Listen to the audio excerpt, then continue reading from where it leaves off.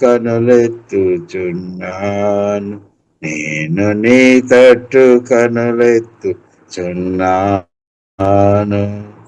ఆకాశమందున్ ఆసీనుడా, నీ తట్టు కనులెత్తుచున్నాను, నేను నీ తట్టు కనులెత్తుచున్నాను. ఆకాశమందున్ ఆసీనుడా, నీ తట్టు కనులెత్తుచున్నాను, నేను నీ తట్టు కనులెత్తుచున్నాను. హల్లెలూయా. స్తోత్రం యేసయ్యా, నీకు వందనాలు. స్తుతులు, స్తోత్రములు తండ్రి, స్తోత్రం స్తోత్రం. Praise Lord. ఆమేన్. హల్లెలూయా. Praise the Lord. తండ్రి నీకు ఆరాధన, దేవా స్తోత్రం స్తోత్రం. హల్లెలూయా. ప్రియులారా, కూడి వచ్చిన ప్రతి ఒక్కరికి ప్రత్యేక వందనాలు. మనం కలిసి ప్రార్థన చేయడానికి, ఆరాధన చేయడానికి దేవుడు చూపిన హృదయాన్ని బట్టి వందనాలు. హల్లెలూయా. స్తోత్రం స్తోత్రం.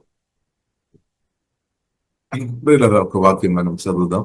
మొదటి తెస్సలోనికీయులకు రాసిన పత్రిక 5వ అధ్యాయము 23-24 వాక్యం చదువుదాం. మొదటి తెస్సలోనికీయులకు రాసిన పత్రిక 5వ అధ్యాయం 23-24. సమాధానకర్తయగు దేవుడే. వాక్య భాగంలో మనం చూస్తుంటే మన దేవుడు సమాధానం అనుగ్రహించే దేవుడు, సమాధానకర్తయగు దేవుడు. దేవుడే మనల్ని సంపూర్ణముగా పరిశుద్ధపరచును గాక. మీ ఆత్మయు జీవమును శరీరమును మన ప్రభు అయిన యేసుక్రీస్తు రాకడయందు నింద రహితముగాను సంపూర్ణముగాను ఉండినట్లు కాపాడబడును గాక. మిమ్మల్ని పిలిచువాడు నమ్మకమైన వాడు, అలాగూ చేయును. ఆమేన్. ఇప్పుడు ఇలా మనం చూసినట్లయితే మన దేవుడు మనల్ని అందరిని పిలిచాం, ప్రేమతో పిలిచాం, కరుణతో పిలిచాం, హృదయంతో పిలిచాం. ఇప్పుడు మన దేవుడు పిల్లల కరుణా సంపన్నుడు. కాబట్టి ఆ తండ్రి అయిన దేవుడు మనందరితో కరుణ చూపామన్నమాట. ఇప్పుడు మనందరూ క్రిస్తువును నమ్మిన కలువరి శిలువలో యేసుక్రీస్తు మన కొరకు ప్రాణం పెట్టాం, సమాధానం తెలియలేచాం అని హృదయంలో విశ్వసించి ఎవరైతే నోటితో యేసుక్రీస్తు ప్రభువు అని ఒప్పుకున్నారో వారందరూ రక్షణ పొందారు, పాపక్షమాపణ పొందారు. వారు దేవుని కరుణలో ఉన్నామన్నారు. కాబట్టి దేవుని నమ్మిన మీరు పిల్లల దేవుని యొక్క గోడ్స్ మేడ్స్, దేవుని యొక్క కరుణలో మనం ఉన్నామన్నమాట. దేవుని యొక్క దయలో మనం ఉన్నాం. దేవునికి స్తోత్రం. దేవుని కోపంలో కాదు, స్తోత్రం. కాబట్టి ప్రియులారా, దేవుని కరుణ ప్రియులారా మనం చూసినట్లయితే చాలా గొప్పది అనమాట. చాలా అంటే చాలా గొప్పది. కాబట్టి దేవుడు నా ఒక హృదయంలో దేవుడు నన్ను పిలిచినప్పుడు దేవుడు చూపిన ఆ దర్శనములో ప్రియులారా చూసినట్లయితే దేవుడు అద్భుతాల కనులు మధ్యలో ప్రభు నన్ను చూసిన ఒక దర్శనం చూసామన్నమాట. ఆ దర్శనంలో ప్రియులారా చూసినట్లయితే ప్రభు కన్నులు చాలా కరుణతో నన్ను చూస్తున్నట్టు నన్ను చూసామన్నమాట.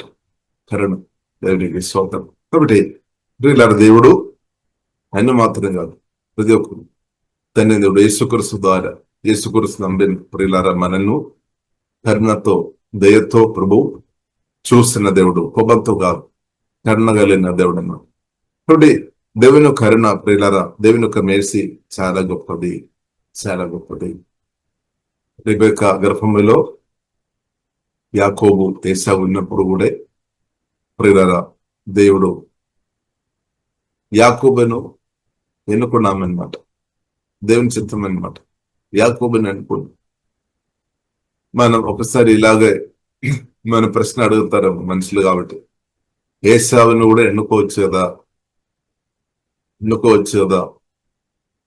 ఏశావు కూడా దేవుడు నిర్మించే వ్యక్తి దేవుడే కదా, దానికి ఆధారం. కాబట్టి ఏశావును కూడా ఎన్నుకోవచ్చు కదా అని అడగవచ్చు. బట్ మనం చూసినట్లయితే దేవుని యొక్క సంకల్పంలో కొందరు స్పెషల్ పోలింగ్ ఉంది అనమాట. దేవుని చేతిలో ఉంది. దేవుని మనం తప్పు పుట్టడానికి వీల్లేదు. మనం చూడవచ్చు, అబ్రహామును దేవుడు పిలిచినప్పుడు దేవుడు పిలిచారు, కరుణతో పిలిచారు. ఆ కాలంలో చాలా భక్తులు బ్రతి ఉండొచ్చు, చాలా ప్రజలు ఉన్నారు. కానీ ప్రియులారా మనం చూసినట్లయితే దేవుని పిలుపు అబ్రహాం మీద వచ్చింది అనమాట. దేవునికి స్తోత్రం. హల్లెలూయా. కాబట్టి దేవుని పిలుపు ఇస్సాకు మీద వచ్చింది. దేవునికి స్తోత్రం. దేవుని పిలుపు దేవుడు యాకోబును చూసాము అనుకోండి, తన రాజ్యం కొరకు, ఇశ్రాయేల్ ప్రజలు క్షేమం కొరకు. కాబట్టి నూతన ఇశ్రాయేల్ అదే సంఘం అనమాట, జీవం గల దేవుని ఒక సంఘం. ఇప్పుడు నూతన ఇశ్రాయేల్ ఒక ప్రియులారా క్షేమం కొరకు జీవం గల దేవుడు మనల్ని ఎన్నుకున్నాం. మనం దేవునికి స్తోత్రం. నిన్ను నన్ను ఎన్నుకున్నాం సంఘక్షేమం కొరకు. హల్లెలూయా. సంఘక్షేమం కొరకు అనమాట, నూతన ఇశ్రాయేల్ కొరకు. హల్లెలూయా. దాని యొక్క సేవ కొరకు జీవం గల దేవుడు ప్రియులారా మనల్ని ఎన్నుకున్నామంటే దేవునికి స్తోత్రం. కాబట్టి అబ్రహామును దేవుడు పిలిచాం, ఎన్నుకున్నాం. దేవునికి స్తోత్రం. ఇస్సాకును దేవుడు పిలిచాం, ఎన్నుకున్నాం. యాకోబును దేవుడు ప్రత్యేకంగా స్పెషల్ గా ఎన్నుకున్నట్టు పరిశుద్ధ గ్రంథం మనకు పంపిస్తుంది. అలాగే నిన్ను కూడా జీవం కన్నా దేవుడు క్రీస్తు ద్వారా ఎన్నుకున్నా కాబట్టి దేవునికి స్తోత్రం. హల్లెలూయా. కాబట్టి దేవుని కరుణ పొందిన, దయ పొందిన నువ్వు కృంగిపోవాల్సిన అవసరం లేదు.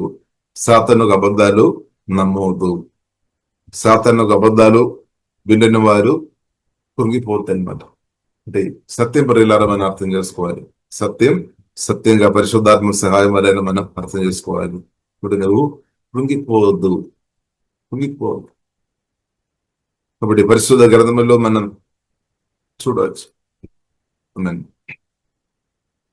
యెషయా గ్రంథము ప్రియులారా మనం చూసినట్లయితే 43వ వచనములో మనం చూడవచ్చు. అయితే యాకోబు నిన్ను సృష్టించిన వాడు యెహోవా, ఇశ్రాయేలు నిన్ను నిర్మించిన వాడు ఇలాగూ సెలవుచున్నాడు. ఏం చెప్పారు దేవుడు? నేను నిన్ను విమోచించి ఉన్నాను. ఇప్పుడు యేసుక్రీస్తు విమోచకుడు. నేను నిన్ను విమోచించి ఉన్నాను, భయపడవద్దు. పేరు పెట్టి నిన్ను పిలిచి ఉన్నాను, నీవు నా సొత్తే, నా సొత్తు. అంతే, నా సొత్తు. యేసుక్రీస్తు ఒక సొత్తు మనందరం. జీవగల దేవుని ఒక సొత్తు మన. హల్లెలూయా. ఇది మనం ఒప్పుకోవాలి, కన్ఫ్యూజ్ చేయాలి. ఎందుకంటే యేసుక్రీస్తు పరిశుద్ధ రక్తం ఇచ్చి మనల్ని కొనామని మాట. కాబట్టి నువ్వు నేను దేవుని సొత్తు అన్నమాట. దేవుడు మన యజమానుడు, జీవగల దేవుడు మన యజమానుడు.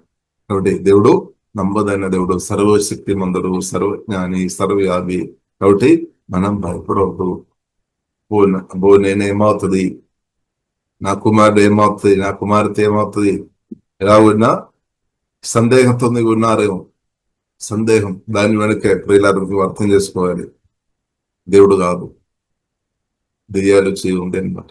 సందేహంతో ఉన్నామంటే, అనుమానంతో ఉన్నామంటే, అవిశ్వాసంతో ఉన్నామంటే, భయ ఆందోళనతో ఉన్నామంటే దేవుడు కాదు. దేవుడు మనల్ని బలపరిచే దేవుడు. చూడండి, భయపడకుము, నేను నిన్ను విమోచున్నాను, భయపడకుము, పేరు పెట్టి నిన్ను పిలిచున్నాను, నీవు నా సొత్తు. అంతే, సత్యం అన్నమాట. ఇది మనం అంగీకరించాలి, నా గుండె హృదయం అంగీకరించాలి. ప్రభువా, హల్లెలూయా. కాబట్టి దేవుడు మన సొత్తు, ఇప్పుడు మన దేవుని సొత్తు. అంతే, ఇదే మన ఆత్మీయ జీవితం అనమాట. దేవుడు మన దేవుడు, మన తండ్రి. హల్లెలూయా. అబ్బా తండ్రి అని పిలవడానికి దేవుడు హక్కు ఇచ్చాడు. మనందరి దేవుని పిల్లలు ఉన్న మనల్ని దేవుడు నిత్యం కాపాడితే తప్పకుండా కాపాడు. Don't worry. దేవుడు తండ్రి ఉండే అందుకొరకే బోర్న్ అగైన్ చాలా ఇంపార్టెంట్. సువార్త చెప్పడం చాలా ఇంపార్టెంట్. సువార్త విని పరిశుద్ధాత్మ సహాయం వలన కొత్తగా జన్మించిన స్థాయిలో నీవు ఉన్నామంటే ఇంకా భయపడాల్సిన అవసరం లేదు. వాక్యం ద్వారా పరిశుద్ధాత్మ వలన కొత్త జన్మించిన అనుభవంలో నీ కుమార్తె, నీ కుమారుడు ఉండే నీవు భయపడాల్సిన అవసరం లేదు. తండ్రిగా నీవు భయపడాల్సిన అవసరం లేదు. తల్లిగా నువ్వు బాధపడాల్సిన అవసరం లేదు. పరలోక తండ్రి చూస్తాడు, పరలోక తండ్రి ఉన్నాడు, దేవుడు చూస్తాడు. కానీ దేవుని ఆశ్రయించాలి, ట్రస్ట్ చేయాలి. వాక్యం ద్వారా పరిశుద్ధాత్మ వలన కొత్తగా జన్మించిన మనం జీవం కలిగిన దేవునిలో ఖచ్చితంగా ఆశ్రయించాలి. అదే తగ్గింపు అనమాట. కొందరు టెస్ట్ చేస్తాడు జీవం కలిగిన దేవుడు, కొందరు టెస్ట్ చేయలేదు. ఈ ప్రార్థనలో పాల్గొంటున్న మీరు జీవం కలిగిన దేవునిలో ఆశ్రయించే వ్యక్తి అన్నమాట. స్తోత్రం. మీరు ప్రార్థనలో పాల్గొందడం అంటే దానికి అర్థం మీకు తగ్గింపు ఉన్నామన్నమాట. కొందరు మనం చూడవచ్చు 100 సారి పిలిచినా రాదు, పట్టించుకోవడం లేదు, పిలుపు పట్టించుకోవడం అంటే దానికి అర్థమైనది విలువబడం లేదన్నమాట. మాటకు విలువబడం లేదు. పిలిచిన వ్యక్తి రమ్మని పిలిచినప్పుడు ఆ వ్యక్తిని గౌరవించే, ఎదుటి వ్యక్తి గౌరవించే స్థాయిలో ఉంటే వారు వస్తారు, లేదంటే రాదు. కాబట్టి ప్రియుల మనం చాలా పిలుపు ఉందన్నమాట. కాబట్టి ఎవరినైతే గౌరవిస్తారో, ఎవరికైతే ఇంపార్టెంట్ ఇస్తారో వారు పిలిచినప్పుడే వెళుతారు. ఇలాగే ప్రియులారా మనం చూస్తుంటే దేవుడు మనల్ని పిలిచాం, దేవుడు మనం ఎన్నుకున్నాం, దేవునికి స్తోత్రం. కాబట్టి ప్రియులారా దేవుని యొక్క మాటలకు మనం పట్టించుకోవాలన్నమాట. దేవుని యొక్క మాటను మనం తిరస్కరించవద్దు. హల్లెలూయా. కాబట్టి మనం అందరం దేవుని మాటను అంగీకరించిన వారు, మనం తిరస్కరించే వారు ఉండవద్దు. దేవుని మాటలు, దేవుని పిలుపు పోలి మనం తిరస్కరించవద్దు. మోషేను దేవుడు పిలిచినప్పుడు ప్రియులారా మనం చూడవచ్చు, చాలా సాకులు చెప్పి మోసే నేను నత్తివాడనని, మాట సరిగా రాదు అని, బలహీనుడని, రకరకాల తనలో ఉన్న బలహీనత మోసే గుర్తించాలి. ఒకటి ప్రియులారా మనం అర్థం చేసుకోవాలి, నాలో బలహీనత పొదువు ఉండవచ్చు, కానీ మనల్ని పిలిచిన సర్వశక్తి మందున దేవుడు మనల్ని పిలిచాడు. ఆ దేవుల్లో ఏమాత్రం పొదువు లేదు ప్రియులారా. కొదువ లేని దేవుడు నిన్ను పిలిచిన కాబట్టి నీలో ఏదైనా పొదుగు ఒకవేళ ఉండే కూడా జీవం కలిగిన దేవుడు తీర్చాడు ప్రియులారా. దేవుడు ఉన్నాడు. ఇప్పుడు ఏం చేసుకోవాలి? దేవుణ్ణి ఆశ్రయించాలి. జీవం కలిగిన దేవుడు ఉన్నాడు కాబట్టి దేశి జీవం కలిగిన దేవునిలో నిజంగా ఆశ్రయిస్తున్న వారు కంప్లైంట్ చెప్పలేదన్నమాట. నీవు కంప్లైంట్ చెప్తున్న వ్యక్తి ఉండే, నీవు కంప్లైంట్ చెప్పిన వ్యక్తి ఉండే, దాన్ని దూషిస్తున్న వ్యక్తి ఉండే, నువ్వు పూర్తిగా జీవం కలిగిన దేవునిలో ఆశ్రయించడం లేదు అని అర్థం. ఇక్కడ జీవం కలిగిన దేవునితో మాట్లాడిన తర్వాత ఇంకా కంప్లైంట్ చెప్పే ఉండలేదన్నమాట. దేవుడు మన ప్రార్థన ఆలగించే దేవుడు, దేవుడు మనకు సహాయం చేసే దేవుడు. అది మన అబ్రహాములో చూడవచ్చు.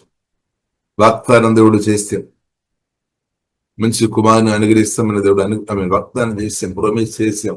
కానీ అనుకున్న సమయంలో అబ్రహాం సార్ అనుకున్న సమయంలో జరగలేదండి. కానీ సనగలేదు, గుణగలేదు, అది సనగలేదు, గుణగలేదు. కానీ వారు దేవుని ఆరాధించుకొని ఉన్నాం, దేవుని స్తుతించుకొని ఉన్నాం, దేవుని మహిపరుచుకొని ఉన్నాం. ఎందుకంటే తెలుసు పిలిచిన దేవుడు సర్వశక్తి మంతుడు, మామూలు కాదు. దారి మధ్యలో వదిలేసి వెళ్ళే దేవుడు కాదనమాట. తప్పకుండా ఖచ్చితంగా సహాయం చేసే దేవుడు అన్నమాట. స్తోత్రం. కాబట్టి మనం ఏం చేసుకోవాలి? వేచి ఉండాలి. కంబళి దేశ చెప్పవద్దు. కొందరు మనం చూసినట్లయితే కంబళి చిన్నది కానీ పెద్ద కావచ్చు. కాబట్టి దేశ ప్రియుల మన కంప్లైంట్ చెప్పే వారు ఉండవద్దు. మనం దేవుని కృపలో ఉన్నాం, దేవుని కరుణలో ఉన్నాం, దేవుని దయలో ఉన్నాం. దాన్ని బట్టి మనం స్తుతించేవారు ఉండాలి, ఆరాధించేవారు ఉండాలి, దేవుని మహిపరిచేవారు ఉండాలి. ఇప్పుడు ఖచ్చితంగా దేవుడు తన చిత్తం నెరవేరుస్తాడు. నీ చిత్తం నీ జీవితంలో నెరవేర్చబడలేదేమో, నీ ఆలోచన నీ జీవితంలో నెరవేర్చబడలేదేమో బాధపడవద్దు. పరలోక తండ్రికి ఒక చిత్తం ఉంది, ఆలోచన ఉంది. అది నా జీవితంలో, మీ జీవితంలో, మనందరి జీవితంలో, ఈ జీవితంలో నెరవేర్చబడిన అంతే. దానికి మన ఆమెను చెప్పే వారుగా మనం ఉండాలి. నా చిత్తం, మీ చిత్తం, వేరే వారి చిత్తాలు జరగలేదేమో బాధపడవద్దు. కానీ నా తండ్రి ఆకాశ భూమి సముద్రం సరిచిన జీవంగా దేవ, నా చిత్తం నా జీవితంలో జరిగిన, మీ చిత్తం ప్రభు, మీ చిత్తం నా జీవితంలో జరిగినాక, ప్రభు మీ చిత్తం నా కుమారుని జీవితంలో జరిగిన కానీ ప్రార్థన చేయాలి. అది అసలైన ప్రార్థన, అది నిజమైన ప్రార్థన. ప్రభు మీ చిత్తం నా కుమార్తె పట్ల జరిగినాక, జీవగన్న దేవ ప్రార్థన ఆలగించారు. ప్రార్థన ఆలగించి దేవుడు అనుగ్రహించింది. కుమార్తె జీవితంలో ప్రార్థన చేయాలి. ప్రార్థన ఆలగించి దేవుడు అనుగ్రహించిన నీ కుమారుడు నీ కుమార్తె జీవితంలో ప్రార్థన చేయాలి. తండ్రి నీ చిత్తం జరిగినట్టు ప్రార్థన చేయాలి. చాలు. ఇప్పుడు దేవుడు చిత్తం జరిగినప్పుడు దాని గురించి నువ్వు బాధపడాల్సిన అవసరం లేదు. అది ఆశీర్వాదం అన్నమాట. దేవుడు ఏదైతే నిర్ణయంలో ఉన్నారో అది మన జీవితంలో జరుగుతున్నప్పుడు సరి మనం ఆలోచన చెప్పిన జరగలేదు కాబట్టి మనకు చెడుగా ఒకడు ఉండవచ్చు, బాధగా ఉండవచ్చు. కానీ దానిలో మధ్యలో ఉంది. ఎందుకంటే మన దేవుడు ఆది అందం ఎరిగిన దేవుడు. మీకు నాకు ఆది అందం తెలియలేదు పూర్తిగా. ఒకవేళ తెలిసినా గానీ పరిశుద్ధ గ్రంథం చదువుతున్నప్పుడు అర్థం అవుతుంది. కానీ ఆది మందం అని మనం పూర్తిగా మన మనుషులం కాబట్టి ఇంకా నెక్స్ట్ నిమిషం ఏం జరుగుతుందని మనకు పూర్తిగా తెలియలేదు. కానీ జీవగల దేవునికి అన్ని తెలుసు. ఇప్పుడు దేవుడు ప్రియులారా ఎప్పుడు కూడా మంచిదే చేస్తాడు కానీ చెడు నుండి తప్పిస్తాడు. ఇది మనం అర్థం చేసుకోవాలి. దేవుడు మనకు మేలే చేస్తాడు కానీ కీడు చేయలేదు. ఇప్పుడు జీవగల దేవుని దేసి నీ హృదయ మనసు తప్పుపట్టవద్దు. కాబట్టి ఒకవేళ చెప్తారేమో, ఇలా చెప్తారేమో, నేను అడుగుడి ఇస్తామని చెప్పారు కదా, అడుగుతారు అని అడిగేవారు. మనందరం అడుగుతాం. అడిగినప్పుడు ఇస్తాడు. తన చిత్తంలో ఉన్నదే ఇస్తాడు. చిత్తంలో లేనది అంటే జీవగల దేవుడు ఇవ్వలేదు. అది మన మేలు కొరకు అని సత్యం రెగ్యులర్ మనం అర్థం చేసుకోవాలి. మేలు కొరకు, కీడు కొరకు కాదు. ఇప్పుడు దేవుడు తన చిత్తంలో ఉన్న మనకు మేలుగరగా ఉన్నది మాత్రం అనుగ్రహించే దేవుడు అన్నమాట. ఎందుకంటే నీవు నేను క్షేమంగా ఉండాలి, సంతోషంగా ఉండాలి, సమాధానంగా ఉండాలి, నెమ్మది ఉండాలి. కానీ మనం ఎట్లా, నేను అడిగినదే ఇవ్వాలి. అప్పుడే మన హృదయానికి సంతోషం. తర్వాత వస్తున్న ఇబ్బందులు వచ్చినప్పుడు తర్వాత ఇంకా మరలా ఏడ్స్తాను అనమాట. దానికంటే ఎక్కువ ఇప్పుడు ఏడ్చిన దానికంటే ఎక్కువ తర్వాత ఏడుస్తాను. దేవునికి తెలుసు.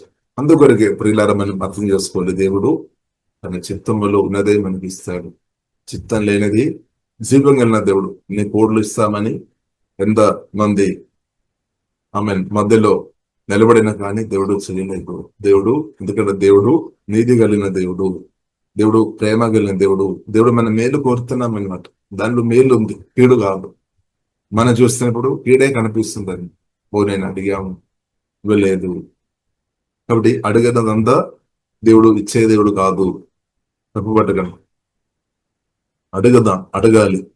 వాక్యానుసారంగా దేవుని చిత్తానుసారంగా ఉన్నది మాత్రం దేవుడు ఇస్తాడు. ఈ విషయంలో మనం చూడవచ్చు. కాబట్టి దేవుని తప్పుపట్టడానికి వీళ్ళు. ఒకవేళ మనం దేవుని తప్పుపట్టుకొని ఉండే మనకే నష్టం. ఇప్పుడు దేశం మనం దేవుని దేశం తప్పుపట్టవద్దు.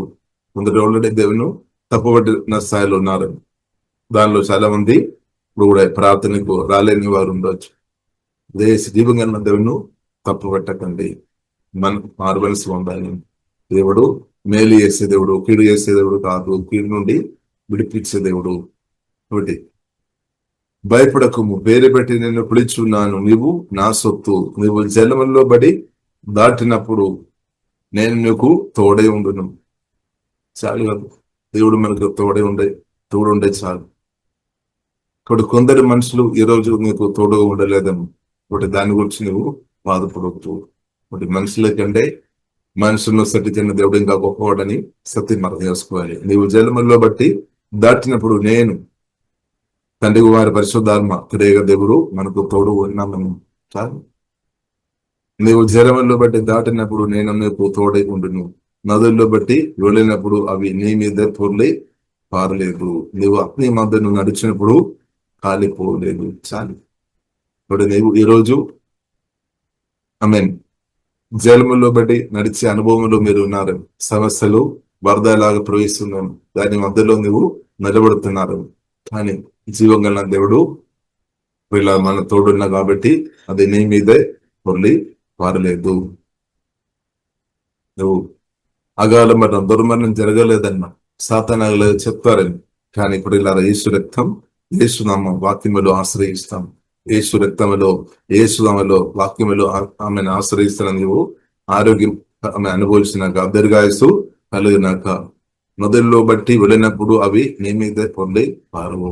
నీ వక్త మధ్యలో నడిచినప్పుడు పారిపోలేదు, అది పోలేదు. ఎందుకంటే జీవం కలిగిన దేవుడు కాపాడుతారని కాపాడితే ప్రియులారా, దేవుడు ఉన్నాడు కాపాడితే. దేవుడు నీ ఆత్మను బలపరిచినాక, ప్రాణగాయాలను స్వస్థపరిచినాక, ప్రాణాన్ని దేవుడు, జీవం కలిగిన దేవుడు ఓదార్పు అనుగ్రహించింది. బైబిల్లో రాయబడి దుఃఖంతో ఉన్న వరకు దేవుడు ఓదార్పు ఇచ్చే దేవుడు, సంతోషం ఇచ్చే దేవుడు.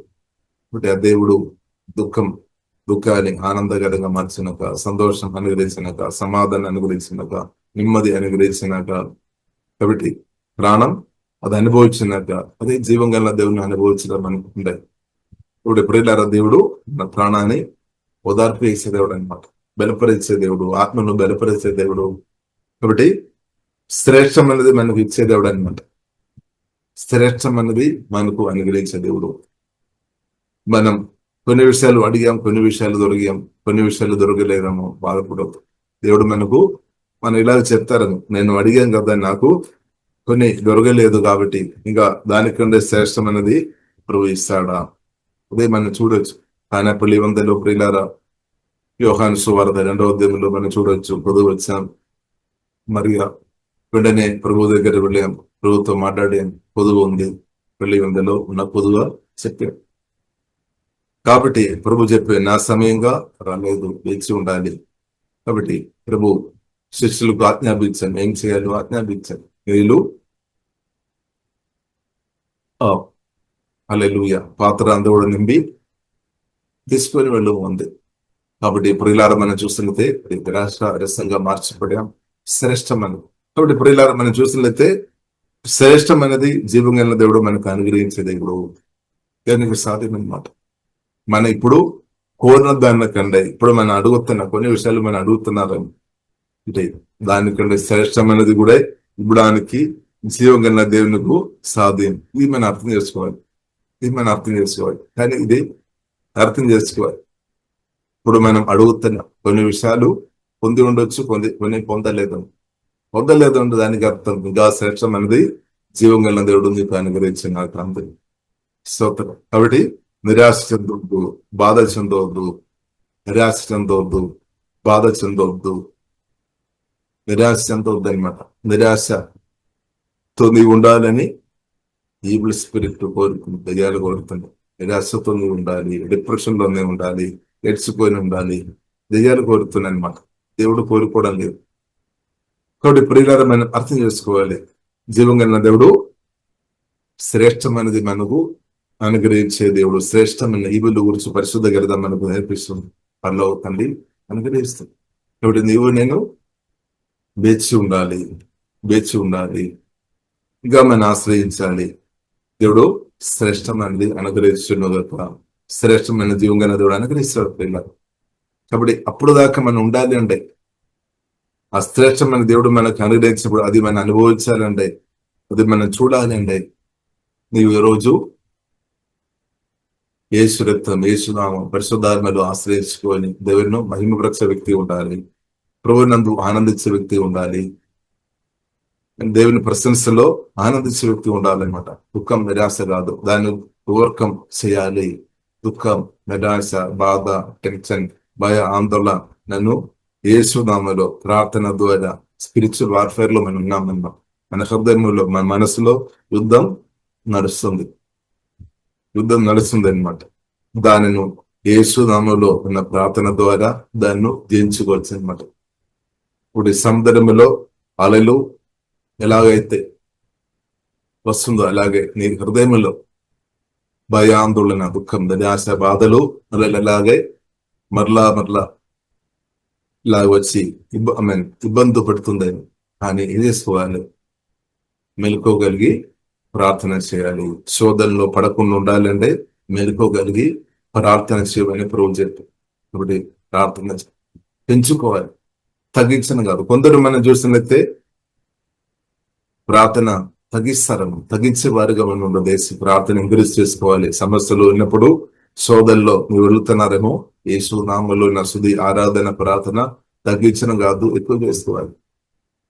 ఇంకా ఎంకరేజ్ చేసుకోవాలి, పాటలు పాట ఎంకరేజ్ చేసుకోవాలి, ఆరాధించుకోవడం ఎంకరేజ్ చేసుకోవాలి. వీరు చెడు మాటలు వినోదు. దుష్ట ఆలోచన.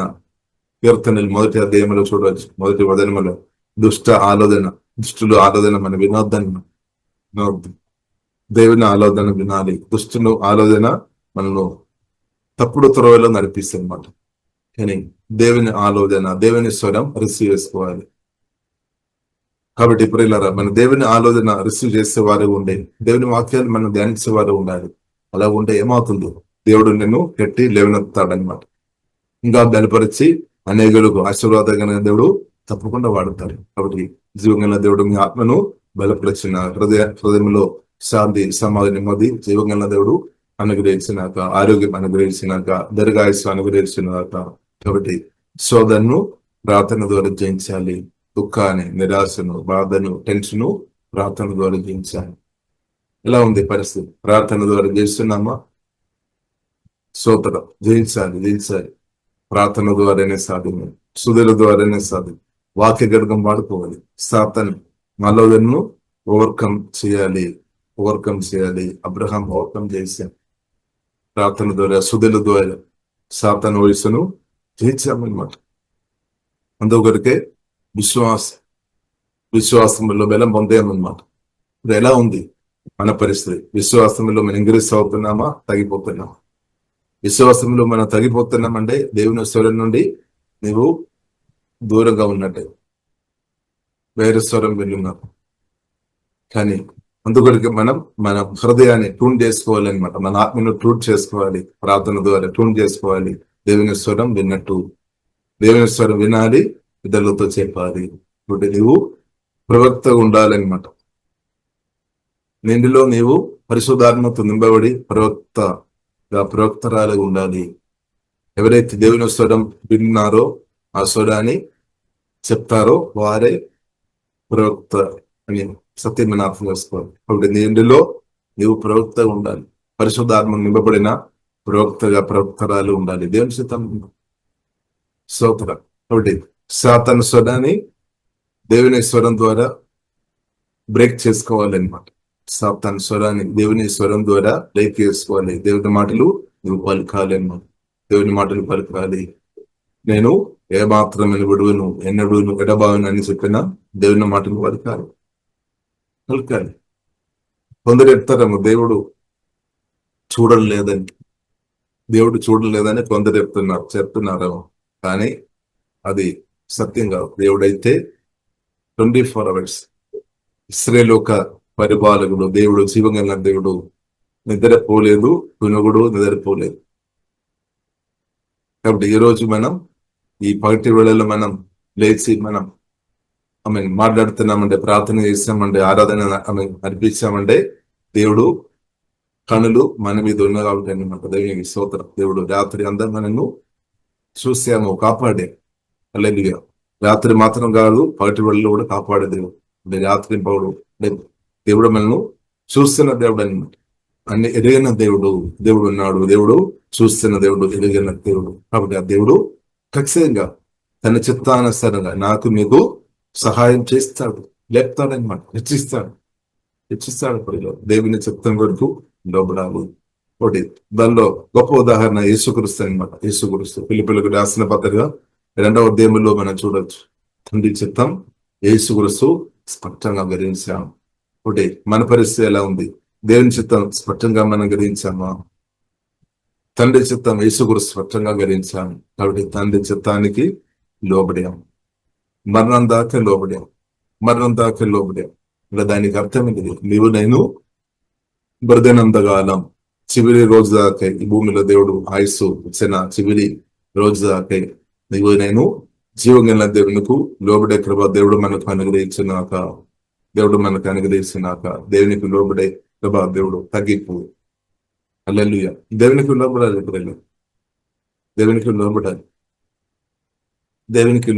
దేవునికి స్తోత్రం. దేవునికి లోబడుతున్న వారు గుడ్ను వస్తుంది అనమాట.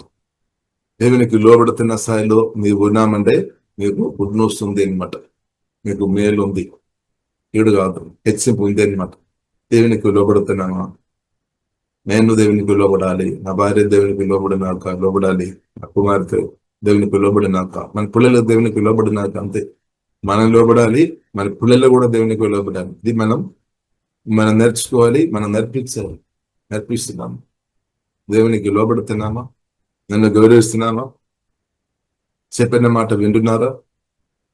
స్తోత్రం. చెప్పిన మాట వినాలి. స్తోత్రం. పిల్లలు తల్లిదండ్రులను గౌరవించాలి. దానివల్ల ఏమవుతుంది? ఆయుస్సు, మేలు వస్తాయి అన్నమాట. కీడు కాదు, మేలు వస్తాయి. కాబట్టి పరిశుద్ధ గ్రంథం మనకు నేర్పిస్తుంది, జీవం కలిగిన దేవుడిని మనం గౌరవించినప్పుడు, దేవునికి లోబడుతున్నప్పుడు ఖచ్చితంగా మేలు అన్నమాట, కీడు కాదు. కాబట్టి దేవునికి నువ్వు లోబడుతున్నామా? దేవునికి లోబడుతున్న వ్యక్తి ఉంటే నీకు మంచి భవిష్యత్తు ఉంది. నీకు బాధపడే అవసరం లేదు. నీవు గాని, మనం గాని, మన పిల్లలు గాని దేవునికి లోబడుతున్నామంటే చక్కని రోజులు జీవం కలిగిన దేవుడు అనుగ్రహించినట్టు అంతే. కాబట్టి అనుమానంతో ఉండాల్సిన అవసరం లేదు. అనుమానంతో ఉన్న వ్యక్తులు దేవుని వాక్యానికి లోబడే విషయంలో వారు అనుమానములు ఉన్నారని. దేవుని వాక్యానికి లోబడే విషయంలో అనుమానంతో ఉండవు. దేవుని వాక్యానికి లోబడాలి, అదొక్కటే చేస్తాను చాలు. సింపుల్. దేవుడు తప్పకుండా నెరవేరుస్తాడు. కాబట్టి మనం నేర్చుకోవాలి, మన పిల్లలను చెప్పాలి, భయపడవద్దు. స్తోత్రం. ప్రేమతో చెప్పాలి, గౌరవించుకొని చెప్పాలి, వాక్యంగా చెప్పాలి. వాక్యం చెప్తున్నప్పుడు గుండెలు గాయాలు వస్తాయని చెప్పకుండా ఉండవద్దు, చెప్పాలి. వాక్యానికి నువ్వు లోబడమని చెప్పాలి. ఆ మాటని బట్టి వాని గుండెలో గాయాలు రాకుండా నువ్వు కాపాడుతున్న ప్రాంతం. హల్లెలూయా. ఇప్పుడు దేవునికి లోబడుతున్నప్పుడు దేవుడు మన గుండెను కాపాడుతుంది. కానీ దేవునికి లోబడలేని వ్యక్తుల గుండెలు గాయాలు ఎక్కువ రావడానికి అవకాశం. దేవునికి లోబడుతున్న వ్యక్తి హృదయాన్ని దేవుడు సమాధానంతో, దేవుడు తన ప్రేమతో, తన జీవభాగ్యంతో దేవుడు కాపాడుతున్నమాట. కాబట్టి జీవంగా దేవునితో కలిసి బ్రతుకుతున్న స్థాయిలో ఉండే గుండె గాయాలు తగ్గిపోతాయని అర్థం. కానీ జీవంగా దేవుని నుండి ఎంత దూరంగా ఉండే గాయాలు ఎక్కువ రావడానికి అవకాశం ఎక్కువైనమాట. ఎందుకంటే ఈవిల్ స్పిరిట్ అవకాశం వరకు వేచింది. కాబట్టి ప్రియులారా, మన ప్రభుతో కలిసి ముందుకు వెళదాం. జీవం కలిగిన దేవునితో కలిసి మనం ముందుకు వెళదాం. దేవుడు గాయాలు కలుగుతాడు. అదే 1 Peter 2:24 పవర్ఫుల్ మెడిసిన్ అన్నమాట. యేసుక్రీస్తు పొందిన దెప్పుల చేత, గాయముల చేత స్వస్థత నొంది ఆత్మ, ప్రాణం, శరీరం. అది కూడా మనం చూస్తుంటే అడ్వాన్స్ గా మెడిసిన్ ముందే దేవుడు సిద్ధపరిచామన్నమాట. గాయం వచ్చిన తర్వాత కాదు, గాయం రాక మునిపే కలువరి శిలువలో యేసుక్రీస్తు నా కొరకు, మీ కొరకు ప్రాణం పెట్టాం. తల్లి నుండి అరకాలకి ఎన్నో గాయాలు, దెబ్బలు పొందాయి. ప్రభువుకు తెలుసు మీకు నాకు కూడా గాయం రావడానికి అవకాశం ఉంది. అలాగే కాబట్టి యేసే పొందిన గాయముల చేత స్వస్థత నొందింది. కాబట్టి నీ గాయం గురించి మనం చాలా పెద్దగా చెప్తారని. ప్రతి ఒక్కరికి వారి జీవితంలో వేసిన గాయాలు పెద్దది. కొన్నిసారి కొన్ని గాయాలు వచ్చినప్పుడు అన్కాన్షియస్ అనుభవాలు వెళుతారు. కాన్షియస్, సబ్ కాన్షియస్, అన్కాన్షియస్ అంటే సృగ కోల్పోయే కొన్ని పరిస్థితులు, కొన్ని న్యూస్ విన్నప్పుడు సొనే. కాబట్టి ఆయన దేవుడు కాపాడుతాడన్నమాట. అన్కాన్షియస్ గాయాల దేవుడు స్వస్థపరిచినాక కాన్షియస్, సబ్ కాన్షియస్ జీవగల దేవునికి అది సాధ్యం. ప్రభువుకు పరిశుద్ధాత్మ దేవునికి అది సాధ్యం అనమాట. దేవునికి స్తోత్రం. కాబట్టి దేవుడు మీ ఆత్మను బలపరిచినాక, ప్రాణగాయాలను దేవుడు స్వస్థపరిచినాక, ప్రాణగాయాలను స్వస్థపరిచి ప్రాణగాయంతో కొట్టు మిట్లాడుతున్న ప్రజలను స్వస్థపరచడానికి పరిశుద్ధాత్మ దేవుడు నిన్ను వేసేదని అభిషేకించి ఛానల్గా వాడిన ప్రాంతం. నీవు గాయపరిచిన స్థాయిలో ఉన్నారని ప్రాణం, కానీ గాయాన్ని జీవంగల దేవుడు తప్పకుండా స్వస్థపరుస్తాడు, ఖచ్చితంగా స్వస్థపరుస్తాడు. ఒకవేళ మీరు చెప్తారు, అబ్బో నా గాయాలు ఎంత లోతైనదని, ఎంత పెద్దదని, ఎంత ఘోరమైనదని ప్రజలకు తెలియదు. మనోప్రభు దేవునికి తెలుసు, జీవంగల దేవునికి తెలుసు, పరిశుద్ధాత్మ దేవునికి తెలుసు. గాయాలు దేవుడు తప్పకుండా కడతాడు. గాయాలు దేవుడు కడతాడు, తప్పకుండా కడతాడు. జీవంగల దేవుడు కడతాడు. దేవునికి స్తోత్రం. నా జీవితంలో కూడా నేను చాలా గాయం పొందని వ్యక్తి, స్తోత్రం. కాబట్టి దేవుడు ఎన్నోసారి అభిషక్తులను వాడుకున్నారు. పరిశుద్ధాత్మ నింపబడిన అభిషక్తులను దేవుడు గాయ కట్టడానికి దేవుడు వాడుతారు. ఒక దేవజన్ ఒక మీటింగ్ లో వెళ్ళి ఉన్నప్పుడు వారు ప్రార్థన చేసేప్పుడు డైరెక్ట్ దేవుడు పరిశుద్ధాత్మ దేవుడు నా ప్రాణాన్ని తాకి నిలబడుతున్నాం అనమాట అందరు. కానీ కిందకి పడిపోతున్నట్టు అలాగో కానీ వెంటనే మెల్లగా సేవలో కూర్చున్నాం అనమాట. కానీ పరిశుద్ధాత్మ దేవుడు ఆపరేషన్ చేస్తాడు, అంటే గాయాలు కడతాడు అనమాట. పరిశుద్ధాత్మ దేవునికి సాధు. ఒకటి నీ గుండెలో ఉన్న గాయాన్ని గురించి నువ్వు బాధపడే అవసరం లేదు. జీవగలను దేవుడు స్వస్థపరుస్తాడు. ఇంకా సాతానుకు ఉద్దేశం మన హృదయం గాయపరచడం అనమాట. గాయపరచి కొత్త జన్మించిన మన ఆత్మలో ఉన్న ఆశీర్వాదాలు బయటకు రాకుండా బయట చేస్తాయి అనమాట. సాతాను ఒక తొందరం అనమాట. అందుకని చెరలో ఉన్నవారును వాక్యం ద్వారా పరిశుద్ధాత్మకుడు విడిపిస్తాడు. ప్రాణగాయాలను స్వస్థపరిచి విడిపిస్తాడు. ప్రాణగాయాలతో నువ్వు ఉన్నామంటే తప్పకుండా ప్రార్థనకు రావాలి.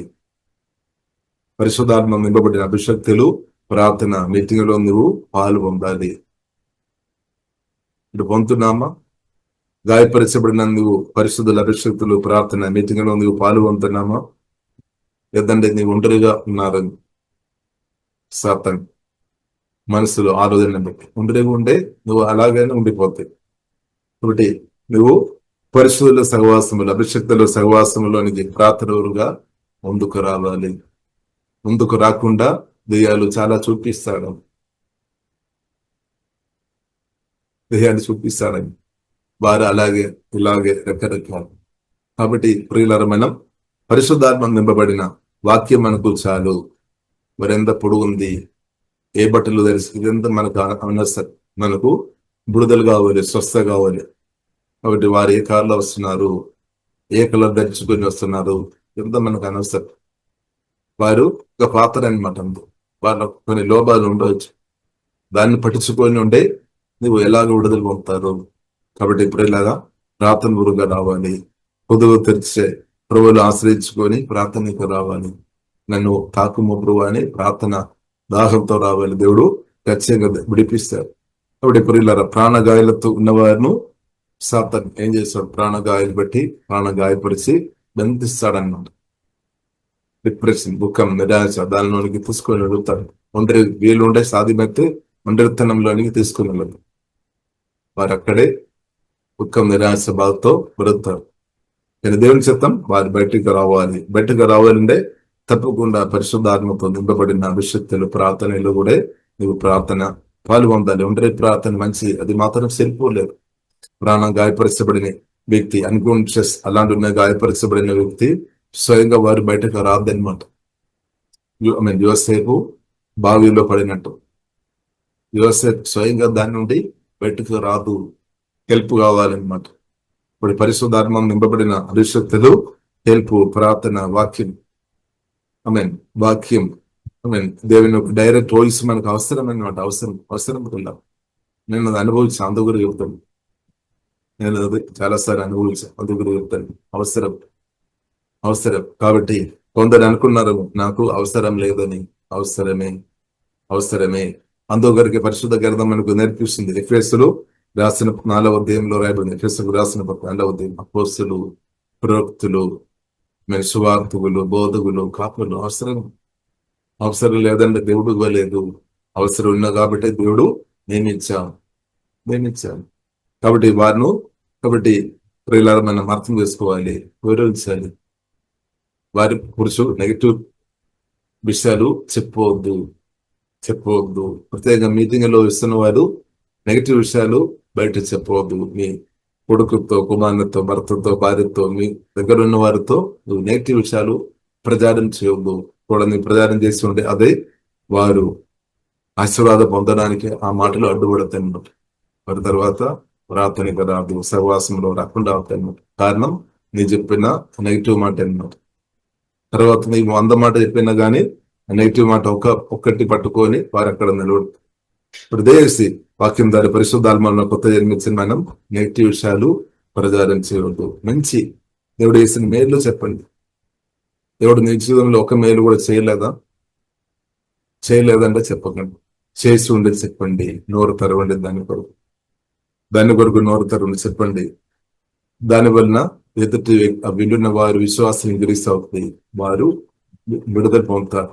అదే మనం చూడవచ్చు, నయమాన కుష్ఠరోగం స్వస్థపరిచే విషయంలో చిన్న ఆమె యొక్క మంచి మాటలు, చిన్న అమ్మ గాని ఒక మాట దానికి సోదరు.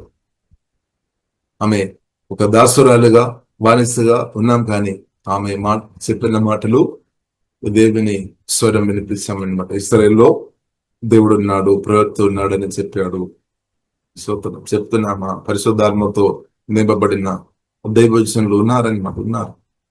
మనం లేదు అని చెప్తున్నారని, కానీ ఆ చిన్న ఆమె చెప్పారు, మేము జీవం కలిగిన దేవుడు ఉన్నాడు, ఇశ్రాయేలు దేవుడు ఉన్నాడు, జీవం కలిగిన దేవుని సంబంధం కలిగిన అభిషిక్తుడు ఉన్నాడు చెప్పారు. కాబట్టి అది విన్నగానే నయమాన్ని స్పందించారు. ఎందుకంటే నయమానికి కావాలి, స్వస్థ కావాలి.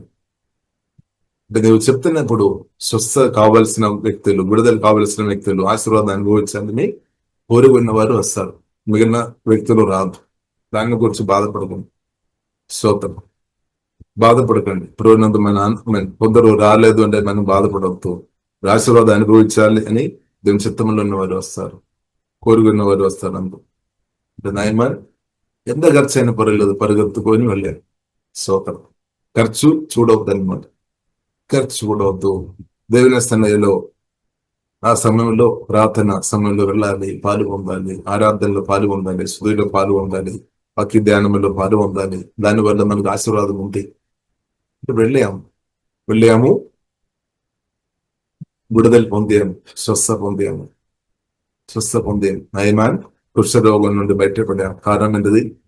చిన్న ఆమె చెప్పిన దేవుని గొప్ప మాట రిసీవ్ చేశామన్నమాట. కొన్ని ఆడంగాలు తన సొంత మనసే అడ్డుపడాము. మాకు కూడా ఉంది కదా, మా దగ్గర కూడా ఉంది కదా, ఇంకా నేను ఎందుకు వెళ్ళాలి? ఒకటి అభిషేకం నింపబడిన దేవుజనుల దగ్గరే నీవు వెళ్ళాలి, అంతే. అదేం చిత్తం అనమాట. నేనెందుకు వెళ్ళాలి? వారు నా దగ్గర రావాలి కదా. చూడండి, అలాంటి నాలదైన కలిగిన వారు ఉండొచ్చు. నేనెందుకు వారి దగ్గర రావాలి? వారు నా దగ్గర రావాలి కదా. స్తోత్రం. అలాంటి ఉన్న వ్యక్తులు కూడా విడుదల పొందడానికి సమయం పడుతుంది.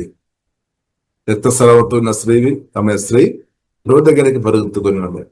ఆడంగాలు ఉంది, మీకు కూడా కొన్ని ఆడంగాలు ఉండవచ్చు. దేవుని స్థానంలో రావడానికి చాలా మంది ఆడంగాలు ఉండొచ్చు. నన్నగానే వెళ్ళాలి, అంతే, నన్నగానే వెళ్ళాలి. కాబట్టి నాకు ఆడంగాలు ఉంది కాబట్టి నేను వెళ్ళడం లేదు అని నువ్వు చెప్పిన వ్యక్తి ఉండే ఈ విడుదల టైం పడుతుంది అన్నమాట, సమయం పడుతుంది. కాబట్టి ఆడంగాలను జయించాలి, ప్రార్థన ద్వారా, శక్తి ద్వారా జయించాలి, విశ్వాస ద్వారా జయించాలి. నీకు స్వస్థ కావాలా, స్వస్థమైన విడుదల కావాలా, తప్పకుండా నీవు సహవాసంలో వెళ్ళాలి. ఆడంగాలు ఉంది అని చెప్పుకొని ఉండే అదే నీకు కనిపిస్తుంది. హృదయనంతకాలం అదే నువ్వు అనుభవిస్తుంది. అని దాన్ని జయించాలి. ఆ కృపదేవుడు అనుగ్రహించినాక దాన్ని జయించాలి. నిర్ణయం తీసుకోవాలి. ప్రార్థన శక్తి పొందాలి, ముందుకు వెళ్ళాలి, అంతే. విడుదల పొందాలి, మేలు పొందచాలి, దీవెన పొందిన స్థాయిలో ఉండాలి. కాబట్టి ఆడంగాలను నువ్వు నన్ను గెలిచేవారు ఉండాలి. అలాంటి మంచి నిర్ణయాలు తీసుకోవాలి. ఆడంగాలు ఉంది అని చెప్పి నువ్వు ప్రార్థనకు వెళ్లకుండా ఉన్న వ్యక్తి అంటే నువ్వు తప్పుడు నిర్ణయం చేసుకోలేన్నావు. అదే నువ్వు విడుదల పొందలేని పరిస్థితుల్లో బ్రతకడానికి కారణం. కాబట్టి మంచి నిర్ణయం తీసుకోవాలి. ఇప్పుడు కొందరు అనుకున్నారు పర్లేదని. సరే, పర్లేదు అంటే పర్లేదు, నీకు పర్లేదని ఇంకెవరు శ్రోతం. కాబట్టి ప్రియులారా, మనం అర్థం చేసుకోవాలి. మనకు పర్వాలేదంటే ప్రభు కూడా అంతే, నీకు పర్వాలేదు నాకు ఎందుకు, అంతే మనం అర్థం చేసుకోవాలి. అందుకు ప్రభు స్పష్టంగా అడిగాను, 38 సంబంధిస్తున్న పక్షవాతం నీకు మనసు ఉందా స్వస్థ పొందడం? నీకు మనసు లేదు అంటే ఎవరికి ప్రియులారా. ఇప్పుడు మనకు మనసు ఉండాలి, మన కోరి ఉండాలి, నేను మేలు పొందాలి, క్షేమం పొందాలి, దీవెన పొందాలి, హెచ్చి పొందాలని మన కోరి ఉండాలి. అలాంటి కోరి ఉన్నవారు మామూలుగా ఒక చోటు ఉండలేదు. వారికి ప్రార్థన ద్వారా పరిశుద్ధాత్మను ఆశ్రయించుకొని ఆడంగాళ్ళు తొలగించుకొని వారి ముందుకు కొనసాగించబడుతుంది. ఒకటి మన హృదయంలో పరిశుద్ధాత్మదోడు కోరిగా అనుగ్రహించినాక విడుదల పొందాలని, స్వస్థ పొందాలని, మేలు పొందాలని మన కోరిక జీవంగల దేవుడు అనుగ్రహించుగాక. కాబట్టి యేసుక్రీస్తు తండ్రికి లోబడి తండ్రికి హెచ్చించాం. ఇప్పుడు మనం దేవునికి లోబడుతున్న వ్యక్తి గురించాం. నీవు నీ పిల్లలు దేవునికి లోబడే స్థాయిలో ఉండే తప్పకుండా హెచ్చిస్తాడు. నిన్ను హెచ్చిస్తాడు, నీ పిల్లలను కూడా హెచ్చిస్తాడు. నీ కుమారుడు దేవునికి లోబడిన స్థాయిలో ఉండేసారు దేవుడు హెచ్చిస్తాడు. నీ కన్నారు చూస్తాడు. నీ కుమారుడు దేవునికి లోబడిన స్థాయిలో ఉండాలి. మనం దేవునికి లోబడిన స్థాయిలో ఉండాలి. దానిలో మాత్రం ఎక్స్క్యూజ్ లేదనమాట, ఎవరికి లేదు. కాబట్టి మనందరం దేవునికి లోబడి ముందు కొడదాం. కృపా దేవుడు మనకు అనుగ్రహించినాక ఇక క్రిస్తు తండ్రికి లోబడి అదే క్రిస్తు నువ్వు తండ్రి మనలో నాటే. కాబట్టి క్రిస్తు మనలో అందరిలో ఎదిగినాక ఇప్పుడు మనం దేవునికి శుభాలుగా బ్రతుకుతూ అలాంటి నీకు నాకు మంచి భవిష్యత్తు ఉంది అన్నమాట, మంచి రోజులు ఉంది. అలాగే వాక్యం ధర దేవుడు మనలో ఎదిగించినాక ప్రియులారా ప్రార్థన చేస్తాం. పరిశుద్ధ మా ప్రేమ గల తండ్రి, మాకు అనుగ్రహించిన తండ్రి మంచి సమయాన్ని బట్టి వందనాలు ప్రభావ. మీ వాక్యాన్ని బట్టి వందనాలు తండ్రి. మీ వాక్యం ముందు మమ్మల్ని సమర్పిస్తున్నా తండ్రి. వాక్యం ద్వారా మమ్మల్ని శుద్ధి చేయమో తండ్రి, కడుగుమో తండ్రి. ఆమె తండ్రి శిఖారాధన మా మనసు నూతన పరచం ప్రభావ, ఆత్మ అధికంగా బలపరచునండి ప్రభావ. ఎవరైనా తండ్రి గాయపరచబడిన స్థాయిలో ఉండే వారి గాయాలు ప్రభావ ఇప్పుడు స్వస్థపరచమని ప్రార్థన నలిగిన హృదయం స్వస్థపరిచే ప్రభావ. మీ యొక్క ప్రేమ అభిషేకం ప్రభావ తండ్రి వారు గాయములు స్వస్థపరచబడిన దాన్ని ఆత్మ బలపరచండి, ప్రాణాన్ని కడుగుమందని శుద్ధి చేయమందని ప్రభావ. మీ ప్రేమతో కుమ్మరించు, జీవంతో మహిమతో కుమ్మరించమంత అనేక వ్యక్తులుగా ప్రాణగాయాలు స్వస్థపరిచే వ్యక్తిగా దాన్ని అభిషేకించి లేవనెత్తమని ప్రార్థనిసి దవా సిఖారాధన ఎడంబ కరబిల ఎప్పుడు వేసినందను దవా ఒక అభిషేకంతో కుమ్మరించు అని ఈ సాధనంగా వాడుకోబోతుంది. బలపరచు ఆత్మ ప్రాణ శరీరం తండ్రి బలపరచు తండ్రి.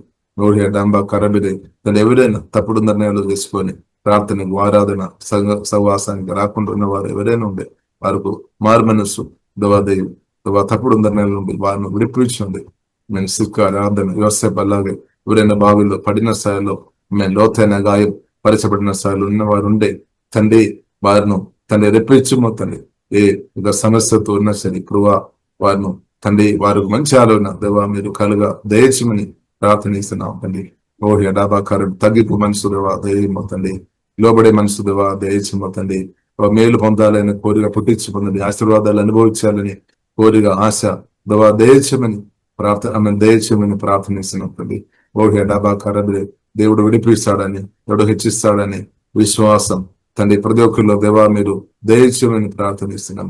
ఆమె జీవంగల దేవుడు ఉన్నాడని ఆమె నయమాన్తో మాట్లాడిన దేవా, నయమాను కుష్ఠరోగం మార్చడానికి ఇశ్రాయేలు ఒక జీవంగల దేవునికి సాధ్యమని ఆమె వాళ్ళు నేర్పించి అది విని ఆమె ఎలాగైతే స్వస్థ పొందారు అలాగే తండ్రి ఎవరైతే ఇబ్బందికరమైన సమస్యలు ఉన్నారు వారు జీవంగల దేవుడు ఉన్నాడని అర్థం చేసుకొని ప్రభు దగ్గర వచ్చి ప్రభు ద్వారా దేవా పూర్తిగా స్వస్థ పొందుకొని విడుదల పొందుకొని సేవ పొందుకొని ఆ సాక్ష్యం కలిగిన వారుగా అనేకులకు ఆ సాక్ష్యం చెప్పి అనేకులను క్రిస్తు ప్రేమలోనికి దేవుని రాజ్యంలోనికి నడిపించే బిడ్డలుగా కృప దేవా జీవంగల తండ్రి దయచేముతండి. ఇప్పుడు వచ్చిన ప్రతి ఒక్కరిని పేరు వేరు దీపిస్తున్నాం తండ్రి. మహిమ గణత మీకు అభిస్తున్నాం. యేసునామములో ప్రార్థన చేస్తున్నాము గొప్ప మా పరమ తండ్రి, ఆమేన్. ఇప్పుడు ఇలా మనం ఒక మాట ప్రార్థన చేస్తాం. మన పీటర్ గారు ఉన్నారు, మాట ప్రార్థన చేస్తారు. స్తోత్రం, హల్లెలూయా, హల్లెలూయా, యేసువైన ప్రభావం తండ్రి. ఓకే, ఇలా మనం ఓకే తండ్రి నా దేవుని ఒక ప్రేమ యేసుక్రీస్తు ఒక కృపా పరిశుద్ధాత్మ దేవుని యొక్క నిరంతర సహవాసం అందరికీ ప్రార్థన చేస్తాను. ఈ విషయంతో యేసుక్రీస్తు రెండవ రాకడ దాకా ఉంటున్నాను. ఆమేన్.